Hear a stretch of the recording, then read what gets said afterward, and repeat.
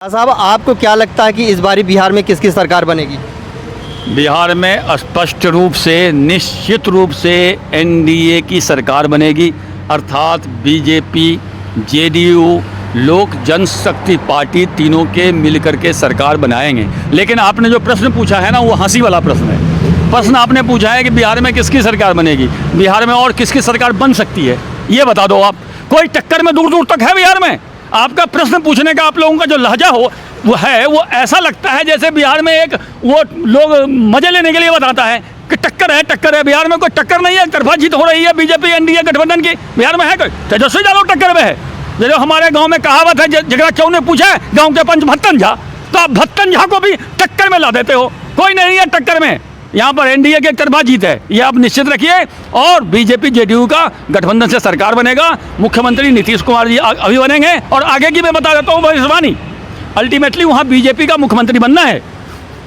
नीतीश कुमार जी को अगले बार उपराष्ट्रपति बना करके दिल्ली भेज दिया जाएगा। इसके बाद बीजेपी का मुख्यमंत्री वहां बनेगा, दोनों के गठबंधन से। सर वहां पे अब की बार जैसा कि आप बोल रहे हैं कि बीजेपी का मुख्यमंत्री होगा, तो बीजेपी के मुख्यमंत्री के लिए कौन सा चेहरा है? आपको कुछ लगता है कि कौन कौन किसको बना सकते हैं? बीजेपी के चेहरे के लिए 100 चेहरा है। आपको बिहार के बारे में पता नहीं है। नंद किशोर यादव जी बीजेपी के सबसे कर्मठ, सबसे पुराने नेता बिहार में हैं। जो नंद किशोर यादव जी जो स्वाभाविक मुख्यमंत्री पद के दावेदार हैं। शाहनवाज हुसैन जी, मैं सुशील मोदी का नाम नहीं लूँगा क्योंकि सुशील मोदी बिना काम का आदमी है। बीजेपी का बिहार में जो कम सीट आती है या कम सीट पे लड़ता है, उसका कारण सुशील मोदी है, इसलिए सुशील मोदी का मैं नाम नहीं लेता हूँ। लेकिन नंद किशोर यादव जी, शाहनवाज हुसैन जी, विनोद नारायण झा जो पीएचडी मंत्री हैं, तीनों मुख्यमंत्री के प्रबल दावेदार हैं। तीनों में से कोई बन सकते हैं। जो तय करेगी बीजेपी का केंद्रीय नेतृत्व, वो बनेगा मुख्यमंत्री। और आपको मैं गारंटी देता हूं, जब उपराष्ट्रपति का कार्यकाल वेंकैया नायडू का खत्म होगा दिल्ली में, तो नीतीश जी को मुख्यमंत्री के पद से हटा के उपराष्ट्रपति बनाया जाएगा। और बिहार में तत्काल नीतीश जी रहेंगे मुख्यमंत्री, लेकिन बिहार में बीजेपी का ही मुख्यमंत्री बनेगा, यह तय हो गया है। सर जैसा कि अभी लालू प्रसाद के सुपुत्र ने बोला है कि जैसे ही उनकी सरकार बनेगी, वो लड़कों और लड़कियों के लिए और जो बेरोजगार लोग हैं उनके लिए रोजगार पैदा करेंगे। वो राहुल यादव भी बोला था ना कि आलू से सोना निकालेंगे, तो उसी का चेला है वो। आलू से सोना निकालेगा, वो रोजगार पैदा करेगा। जिसके बाप ने पूरे बिहार में रोजगार खत्म कर दिया, उद्योग धंधा बंद करवा दिया, हर फैक्ट्री मालिक को बिहार से भागना पड़ा, उसका बेटा रोजगार पैदा कर रहा है।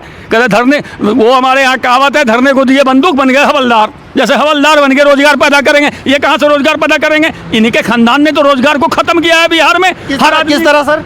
किस तरह मैं बताता हूँ। इस तरह खत्म किया है कि हर एक, जब लालू यादव का राज था, हर व्यापारी से रंगदारी मांगी जाती थी, और इतनी ज़्यादा रंगदारी मांगी जाती थी, नहीं देते थे तो मर्डर कर दिया जाता था। लोग डर से, खौफ से बिहार से व्यापार छोड़ करके, फैक्ट्री छोड़ करके भाग गए गुजरात, और गुजरात में जाकर के लोगों ने फैक्ट्री लगाया, जिससे 90 के बाद बिहार से पलायन शुरू हुआ। और बिहारी भाग भाग के 90 के बाद सारे जवान लड़के लड़कियां गुजरात में मिलेंगे, दिल्ली में मिलेंगे, मुंबई में मिलेंगे। ये लालू यादव की देन है। पूरे बिहार में नौकरी को चौपट करने वाला लालू यादव का परिवार है, और वो रोजगार देगा, ये कल्पना से परे की बात है। तो सर वो किस हिसाब से बोलते हैं कि नीतीश सरकार में बेरोजगारी आई है, जब उन्होंने खुद रोजगार को खत्म किया है? तो ये विरोधी है, बोलने के लिए कुछ भी तो बोलेंगे।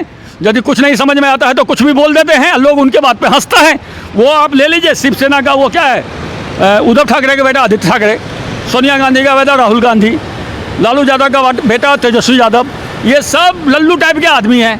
ये सब खानदानी आदमी हैं। बाप बड़े तो बेटे बड़े हो गए। इन लोगों को एक अच्छे के राजनीति का ज्ञान नहीं है, भारत के आम जनता का ज्ञान नहीं है, गरीबी का ज्ञान नहीं है। ये हजारों करोड़ में खेलते हैं, हजारों करोड़ में पढ़े हैं, अंग्रेजी स्कूल में बड़े बड़े में एसी जिसमें लगा रहता है उसमें पढ़े हैं। उसे बिहार के गरीब जनता का दर्द का क्या पता? इनको कुछ नहीं पता है। ये लूटने का तरीका देख रहे हैं, और शर्म नहीं आती उनको। अभी तो थे उप मुख्यमंत्री, कितने आदमी का रोजगार दिया? एक आदमी का, दोनों भाई मंत्री था, दूसरा भाई कैबिनेट मंत्री था, और खुद ये उप मुख्यमंत्री थे। दोनों भाई ने एक आदमी को रोजगार दिया हो? नहीं दिया। तो ये लोगों को ठगने का काम करता है। इसीलिए बिहार में यादव भी इनका साथ छोड़ दिया है। यादव भी अब एनडीए गठबंधन को, नीतीश कुमार और बीजेपी को वोट देता है, तो इनको कोई पूछने वाला नहीं है। जैसा कि आप मिथिला से आते हैं, तो मिथिला के साइड में सर किसका वर्चस्व, क्या लगता है आपकी कि वहाँ कोई बदलाव आएगा? और अगर बदलाव नहीं आएगा तो जो पिछले 10 सालों से नीतीश कुमार जी वहाँ पे मुख्यमंत्री हैं, तो तो उनके राज्य में आपके पर्टिकुलर ज़िले में क्या बदलाव आया है, क्या क्या सुविधाएं पहुंची हैं? देखिए, मिथिला में तो बहुत बदलाव आएगा। पहले मिथिला में जितनी सीट जीती थी बीजेपी ने, उससे डबल सीट जीतेगी बीजेपी और एनडीए गठबंधन ने। ये बदलाव आएगा। मिथिला के गांव गांव में चले जाइए, बीजेपी और एनडीए गठबंधन की हवा आंधी चल रही है। हवा नहीं, आंधी चल रही है। हर घर में पानी का नल लग गया है, हर घर में शौचालय बन गया है। कोई ऐसा गांव नहीं है जहां पक्की सड़कें नहीं बन गई है। और पुलिस प्रशासन में ईमानदारी आई है, पारदर्शिता आई है, सरकारी काम लोगों को समय पर हो रहा है, मुफ्त में राशन मिल रहा है, गेहूं, चावल, दाल, सब कुछ मुफ्त में मिल रहा है। आपको पता है 5 महीने के लिए मुफ्त में दिया है, इसके बाद 2 रुपये किलो मिलेगा। और विभिन्न सरकारी योजनाओं से, किसान निधि से पैसा मिल रहा है, हर घर में गैस सिलेंडर मिला है। इतने योजनाओं से लोगों को इतना फ़ायदा हुआ है कि अब एनडीए गठबंधन को आने से कोई रोक ही नहीं सकता बिहार में। सर, इस लॉकडाउन के अंदर पप्पू यादव ने, लोगों को कहना है कि पप्पू यादव ने आके लोगों की मदद की है, पैसे से, खाने से, राशन से, और पप्पू यादव इस बार अपने आप को मुख्यमंत्री का दावेदार भी बता रहे हैं। देखिए, पहले तो पप्पू यादव ने क्या मदद करी है। पूरे देश में मुफ्त में राशन दिया जा रहा है, आपको भी पता होगा। और जितना राशन दिया जा रहा है वो परिवार के लिए काफ़ी है।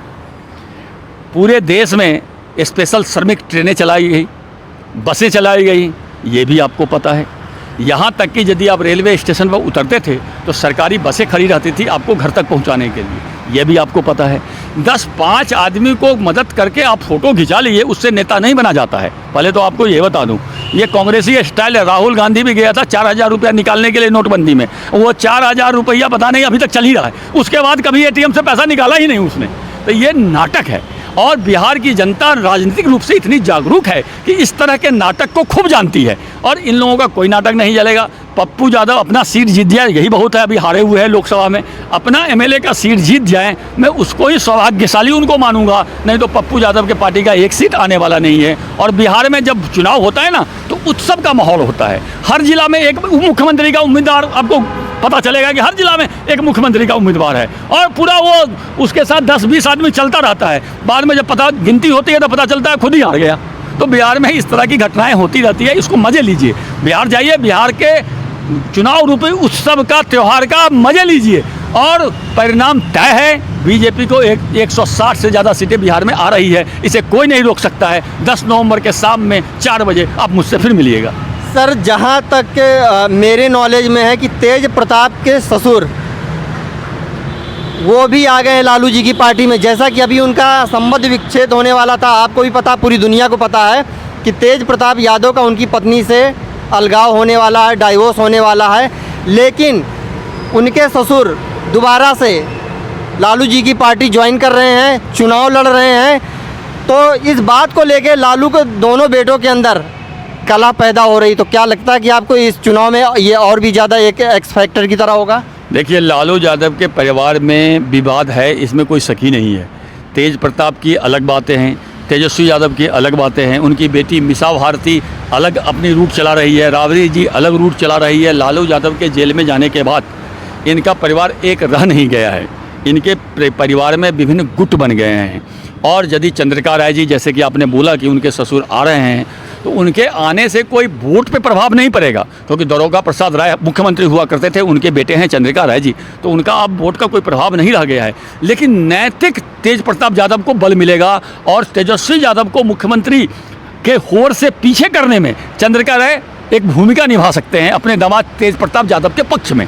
मतलब ऐसा हो सकता है कि अभी तक जो तेजस्वी यादव को मुख्यमंत्री का विरोधी दल का उम्मीदवार माना जाता है, वो तेज प्रताप को माना जाए, तो तेजस्वी यादव को इससे डबल लॉस है। और इससे इतना कन्फ्यूजन पैदा होगा कि राष्ट्रीय जनता दल का जो वोट है वो वोट और कम होगा, और इस प्रकार से इनकी मुश्किल से 50 से 60 सीटें राष्ट्रीय जनता दल जीत जाए, तो ये मैं सौभाग्यशाली समझूंगा, बहुत समझूंगा कि इतना सीट जीत जाए तब भी बहुत है।